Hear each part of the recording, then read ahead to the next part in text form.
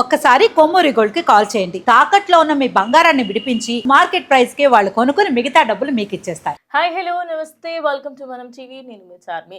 Present అయితే తెలంగాణలో municipal polling అయితే జరుగుతుంది ఇవాళ. మరి ఆ ఎలక్షన్స్లలో అసలు ఎలా ఉండబోతుంది వాతావరణం, ఎక్కడ ఎవరు గెలవబోతున్నారు, ఏంటి ఈ మూడు పార్టీల మధ్యలో ఉన్న ఈ చిచ్చు అసలు ఎవరిని ముందుకు తీసుకెళ్తుంది అనే విషయాలన్నింటినీ కూడా ఈరోజు మాట్లాడదాం. ప్రస్తుతం మనతో పాటు గట్టా కార్తీక్ గారు ఉన్నారు.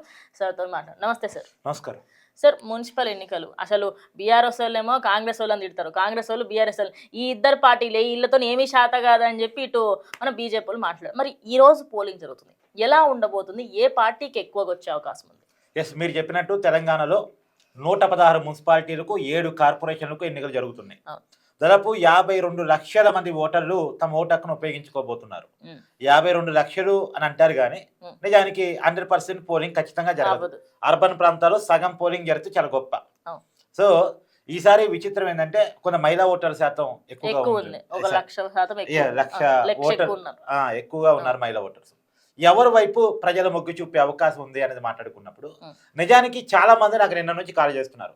మీరు ఏ ఉప ఎన్నిక వచ్చినా ముందే చెప్తారు ఫలితాలు, తర్వాత అసెంబ్లీ ఎన్నికలైనా పార్లమెంట్ ఎన్నికలైనా వివిధ రాష్ట్రాల ఎన్నికలైనా కొద్దిగా ముందే చెప్తారు.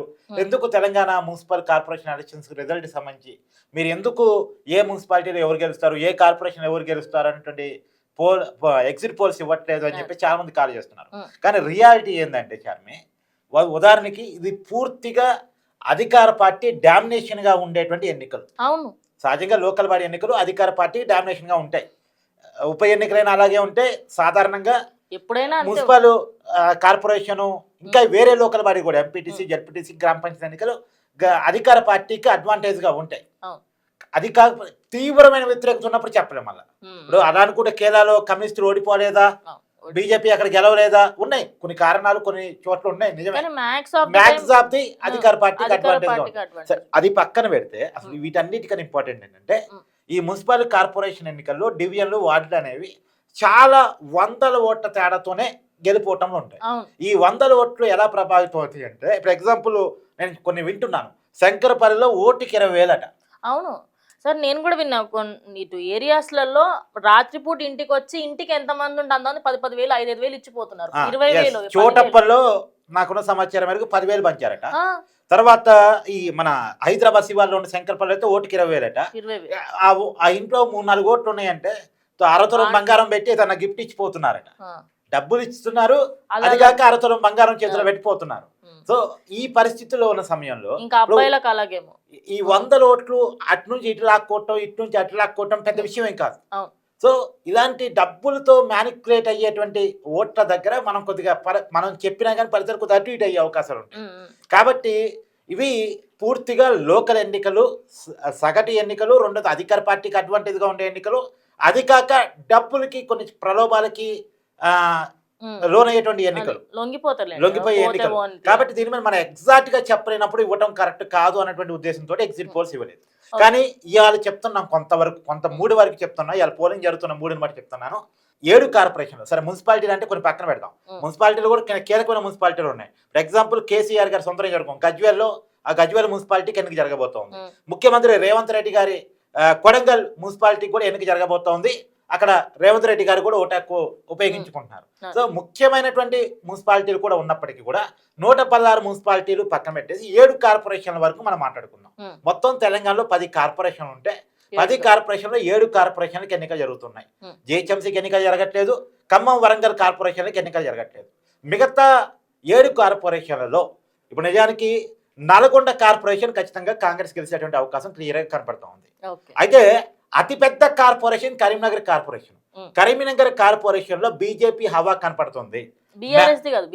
బీజేపీ బండి సంజయ్ నాయకత్వంలో బీజేపీ అక్కడ దూసుకుపోతుంది. కాకపోతే మ్యాజిక్ స్పీకర్ దాటి బీజేపీ గెలవగలిగిద్దా, కాషాయ జెండా ఎగిరిద్దా అనేది కొద్ది డౌట్.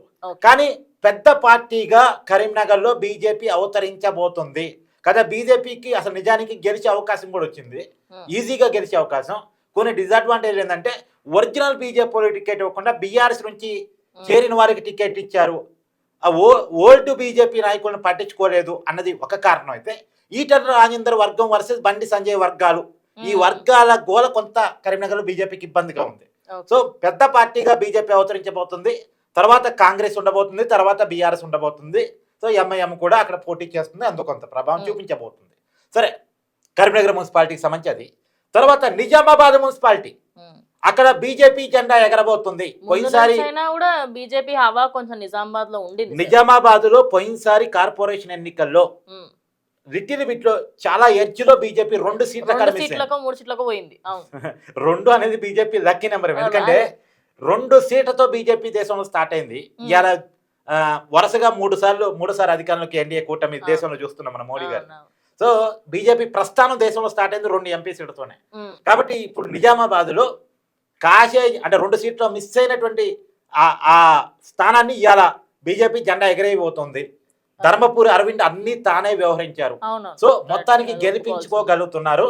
సో బీజేపీ చాలా క్లియర్ గా మున్సిపల్ కార్పొరేషన్ ఎన్నికలు తన సత్తాని, సరే మున్సిపల్ ఎన్నికలు అని చెప్పండి, మున్సిపాలిటీలో బీజేపీ పెద్ద ఎక్కువ ప్రభావం చూపించకపోయినా కార్పొరేషన్లలో మాత్రం నిజామాబాద్ గెలిచే అవకాశం క్లియర్ గా కనపడుతుంది.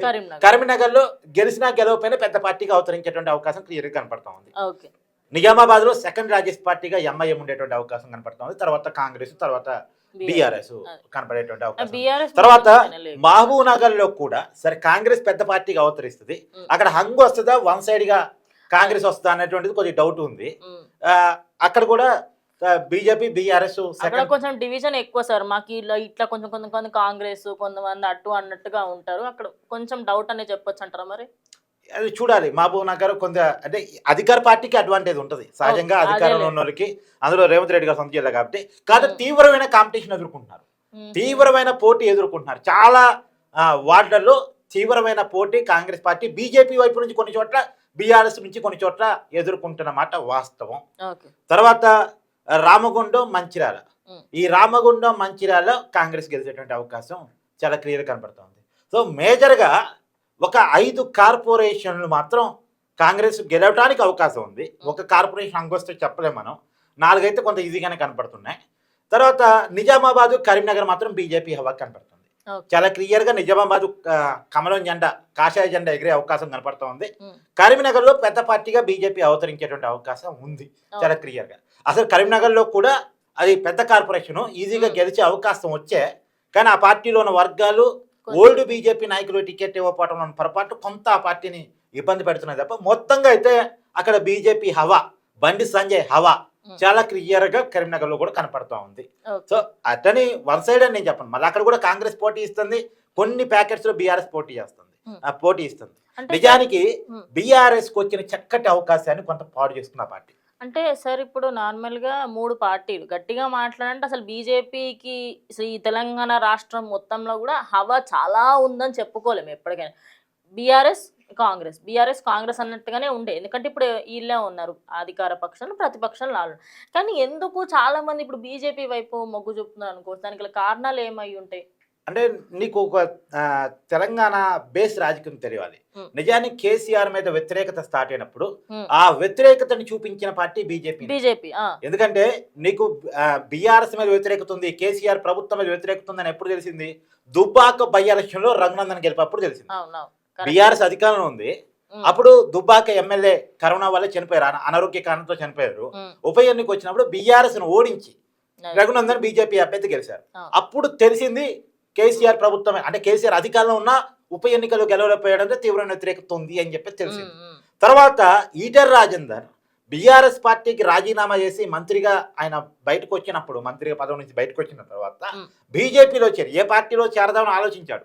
వాస్తవానికి ఆయన బీజేపీలో చేరి ఐడియాలజీ ఉన్న వ్యక్తి కాదు, ఆయన కొంత కమ్యూనిస్ట్ ఐడియాలజీ ఉన్న వ్యక్తి. అయితే కాంగ్రెస్ పోవాలి లేదా ఇండిపెండెంట్ పోటీ చేయాలి, కానీ అప్పుడున్నటువంటి పరిస్థితుల్లో కేసీఆర్ని ఎదుర్కోగలిగిన బీజేపీ మాత్రమే అని ఆలోచించి బీజేపీలోకి వెళ్ళి పోటీ చేశాడు. పోటీ చేస్తే గెలిచాడా లేదా బీజేపీ నుంచి? కేసీఆర్ చాలా దృష్టి పెట్టి దళిత బంధు అనే ఒక పథకాన్ని రూపొందించి మరీ అమలు చేశాడు. అక్కడ ఏది ఎట్టి పరిస్థితుల్లో ఈటెల రాజేందర్ గెలవకూడదు, ఎన్ని ప్రయత్నాలు చేసినా అక్కడ ఈటెల రాజేందర్ ఆయనకున్నటువంటి బలం కావచ్చు, బీజేపీ సహకారం కావచ్చు, మొత్తంగా ఈ 2 కలగలిపి అక్కడ బీజేపీ జెండా ఎగిరిందా లేదా? అంటే తెలంగాణలో అప్పుడు కాంగ్రెస్ పరిస్థితి ఏంది? కాంగ్రెస్ కి డిపాజిట్ అని దక్కింది, అసలు దుబ్బాకలో దక్కిందా, హుజురాబాద్ దక్కిందా? ఇదంతా పోనీ కాంగ్రెస్ ఎమ్మెల్యే అయిన కోమటిరెడ్డి రాజగోపాల్ రెడ్డి కాంగ్రెస్ పార్టీకి రాజీనామా చేసి బీజేపీలో చేరి ఎమ్మెల్యే పదవికి రాజీనామా చేస్తే ఉప ఎన్నికలు వచ్చాయి. ఉప ఎన్నికలు వచ్చినప్పుడు అక్కడ పోటీ ఎవరెవరి మధ్య నడిచింది? బీజేపీ అభ్యర్థిగా పోటీ చేసిన కోమటిరెడ్డి రాజగోపాల్ రెడ్డి బీఆర్ఎస్ సంబంధించి పోటీ నడిచింది. సో సరే బీఆర్ఎస్ అధికారం ఉంది కాబట్టి గెలిచి ఉండొచ్చు కాక, స్టేట్ వైడ్గా మొత్తం ఫోకస్ పెట్టి ఆడ గెలిచి ఉండొచ్చు కాక. మునుగోడు ఎలక్షన్ అది. ఆ మునుగోడు ఎలక్షన్లో కోమటిరెడ్డి రాజగోపాల్ రెడ్డి గెలిచినంత పనిచేశాడు. బీజేపీ ఓడిపోయిందని తప్ప నైతికంగా గెలిచింది. అధికార పార్టీ వాళ్ళది కాబట్టి అప్పుడు గెలిపించుకోగలిగారు వాళ్ళు. కానీ ఇప్పుడు ఎందుకు ఇలా ఆ పరిస్థితి నుంచి నిజానికి బీజేపీకి ఆ రోజే హవా ఉంది. ఆ రోజు రాష్ట్రంలో అధికారంలోకి వచ్చేంత అని అంటే కొన్ని జిల్లాల్లో ఏంటంటే వాళ్ళకి బలం సరిగా లేకపోవటం, నిర్మాణం సరిగా లేకపోవటం, దాని మీద దృష్టి పెట్టకపోవటం పక్కన పెట్టేస్తే బీజేపీ హవా ప్రజల్లో క్లియర్గా కనపడింది, ఓట్ బ్యాంక్ లో క్లియర్ కనపడింది. అసలు కేసీఆర్ వ్యతిరేకత బీజేపీ వెనకానికి ర్యాలీ అయ్యే పరిస్థితి.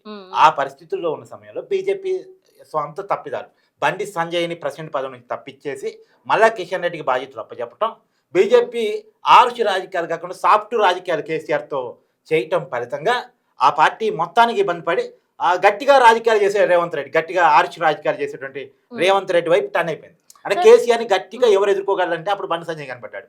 బండి సంజయ్ తీసి పక్కన పెట్టిన తర్వాత ఎవరు? రేవంత్ రెడ్డి కనపడ్డాడు. సార్ మరి ఇప్పుడు కాంగ్రెస్ అధికార పక్షంలో ఉంది, కానీ ఇప్పటికీ కూడా కాంగ్రెస్ మీద అదేవిధంగా బీఆర్ఎస్ మీద రెండుటి మీద ఆ వ్యతిరేకత 50-50 లా కొనస్తుంది. మరి ఈసారి ఎన్నికలలో ఎవరికి ఎక్కువ మెజారిటీ వచ్చి సరే కొంత గొప్ప ఆ 1% 2% ఎవరికి ఎక్కువ వచ్చే అవకాశం ఉందంటారు? ఈ మున్సిపల్ కార్పొరేషన్ ఎన్నికలు అయితే సహజంగా కాంగ్రెస్ పార్టీకి అడ్వాంటేజ్ క్లియర్ కనపడుతుంది, నో డౌట్ ఎట్టారు. కానీ ఈ ఎన్నికల ఫలితాలు చూసి కాంగ్రెస్ పార్టీ ఇక మాకు తిరుగులేదు, ఇక మాదే హవా, ఏ ఎన్నిక మన గ్రామ పంచాయతీలో మేము ఎక్కువ గెలిచాం, మున్సిపల్ కార్పొరేషన్లో మేము ఎక్కువ గెలిచామని అనుకుంటే మాత్రం అంతకన్నా పెద్ద పొరపాటు ఇంకోటి లేదు. నేను గ్రౌండ్లో చూస్తున్నాను కదా, కాంగ్రెస్ ప్రభుత్వం మీద పార్టీ మీద తీవ్ర వ్యతిరేకత ఉంది. సో రేవంత్ రెడ్డి గారి మీద మంచి ఉంది చెడు ఉంది, నేను కాదంటే మంచి ఉంది చెడు ఉంది. మంచి అయినా రేవంత్ రెడ్డి గారిని ఓడుకునే వాళ్ళు ఉన్నారు, చెడైనా రేవంత్ రెడ్డి గారిని తిట్టుకునే వాళ్ళు ఉన్నారు. కానీ లోకల్ ఎమ్మెల్యేల మీద మొత్తం కాంగ్రెస్ పార్టీ చేతుల్లో 67 మంది ఎమ్మెల్యేలు ఉన్నారు, సిపిఐ ఎమ్మెల్యేతో కలిపితే 67 మంది ఎమ్మెల్యేల్లో 40 మంది ఎమ్మెల్యేల మీద తీవ్రమైన వ్యతిరేకత ఉంది. ఇప్పుడు ఎన్నికలు జరిగితే వాళ్ళు గెలిచే పరిస్థితి లేదు 40 మంది ఎమ్మెల్యేల మీద. మళ్ళీ అందుకని చెప్తున్నాను, ఇప్పుడు ఎన్నికలు జరిగితే కాంగ్రెస్ ప్రభుత్వం పడిపోయేటువంటి అవకాశం చాలా క్లియర్గా ఉంది. సో ఇప్పుడు గ్రామ పంచాయతీలు మేజర్ గెలిచారు, మున్సిపల్ కార్పొరేషన్ ఎన్నికలు కూడా ఈజీగా గెలుస్తారు. నేనేం గెలవరని చెప్పండి, కాంగ్రెస్ గెలుస్తుంది. మున్సిపల్ కార్పొరేషన్ ఎన్నికల్లో మేజర్ భాగం కాంగ్రెస్ గెలుస్తుంది. అంటే కాంగ్రెస్కి అడ్వాంటేజ్ ఏంటంటే బీఆర్ఎస్ అనుకున్నంతగా రికవరీ కావట్లే. కాంగ్రెస్ మీద వ్యతిరేకత బీజేపీ కోటేద్దామా బీఆర్ఎస్ కోటేద్దామా అంటే బీజేపీ లేని చోట బీఆర్ఎస్కి, బీజేపీ ఉన్న చోట బీజేపీకి టర్న్ అవుతుంది తప్ప, అంతే తప్ప కాంగ్రెస్ మీద వ్యతిరేకతగా బీఆర్ఎస్కి మారుతున్నారు తప్ప బీఆర్ఎస్ మీద అనుకున్నంత సాఫ్ట్ కార్నర్ రావట్లేదు. కారణం ఏంటంటే ఎవరు బయటకు వస్తే సాఫ్ట్ కార్నర్ వస్తే ఆయన బయటకు రావట్లే, కేసీఆర్ ఏం బయటకు రావట్లే, కేటీఆర్ ఏమో అనుకున్నంతగా సరిపోవట్లేదు. ఆ స్ట్రాటజీలు కూడా కొంత మెరుగుపడాల్సిన అవసరం అయితే ఉంది. సో ఆ ఫలితంగా ఇప్పటికైతే కాంగ్రెస్ పార్టీకి అడ్వాంటేజ్ ఈ ఎన్నికల వరకు. Thank you sir, thank you so much. So చూసారు కదా, కంప్లీట్గా మున్సిపల్ ఎన్నికలకి సంబంధించి అదేవిధంగా కంప్లీట్గా ఉన్న అన్ని వార్డ్స్లలో ఎవరెవరు గెలుస్తారు, అయితే బీఆర్ఎస్ పర్ఫార్మెన్స్ కూడా మెరుగైంది. అసెంబ్లీ ఎన్నికల్లో మొత్తంగా ఓడిపోయిన పరిస్థితి నుంచి, పార్లమెంట్ ఎన్నికలు ఒక్క సీటు కూడా రాని పరిస్థితి నుంచి, గ్రామ పంచాయతీ ఎన్నికలకే కొంత బీఆర్ఎస్ గ్రామాల్లో కొంత సత్తాన్ని చాటుకోగలిగింది. మున్సిపల్ కార్పొరేషన్ ఎన్నికల్లో కూడా బీఆర్ఎస్ కూడా కొంత తన పర్ఫార్మెన్స్ చూపించుకోగలుగుతుంది, నో డౌట్. కొన్ని మున్సిపాలిటీలు తన పర్ఫార్మెన్స్ బీఆర్ఎస్ మేజర్గానే చూపించుకోగలిగింది. Thank you sir, thank you so much. So చూస్తారు కదా, ఇది ఇవాళ వీడియో.